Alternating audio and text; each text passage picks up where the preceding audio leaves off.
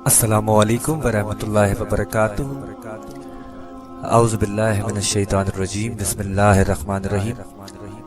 حدیث نبوی صلی اللہ علیہ وآلہ وسلم، حضور اکرم صلی اللہ علیہ وآلہ وسلم فرماتے ہیں میری امت میں 30 جھوٹے ہوں گے جن میں ہر ایک نبی ہونے کا دعویٰ کرے گا، جبکہ میں خاتم النبیین ہوں، میرے بعد کوئی نبی نہیں۔ روایت ابو داؤد نمبر 4252۔ آج کی اس ریکارڈنگ کا مقصد محترم جناب زویب سہروردی صاحب جو کہ لاہور سے وابستہ ہیں، انہوں نے مجھے ایک چیز بھیجی جس میں ذکر تھا کہ قادیانیوں کا قرآن آ گیا ہے، خدا را پلے سٹور پہ جا کے اسے رپورٹ کیجئے۔ تو میں نے خود تحقیق کی اور اسے پایا۔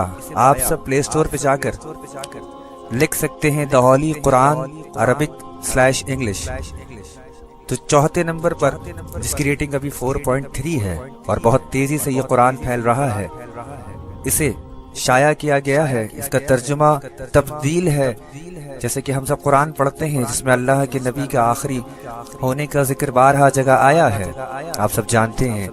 وہ آیتیں نکال دی گئی ہیں، وہ ترجمہ نکال دیا گیا ہے، آپ اسے دیکھ سکتے ہیں۔ اس کے مؤلف، اس کے لکھنے والے احمدیہ مسلم کمیونٹی والے ہیں، اور یہ بہت تیزی سے اس قرآن کی، جھوٹے قرآن کی ترویج کر رہے ہیں۔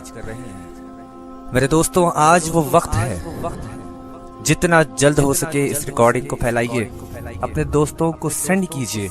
اللہ اس کے رسول کے واسطے، میں آپ کو اللہ اس کے رسول کا واسطہ دیتا ہوں، اس چیز کو روکیے۔ کم سے کم آپ اتنا تو کر سکتے ہیں، ایک دفعہ جا کر اسے رپورٹ کر سکتے ہیں، یہاں پر کمنٹ کر سکتے ہیں کہ مسلمانوں یہ ہمارا قرآن نہیں۔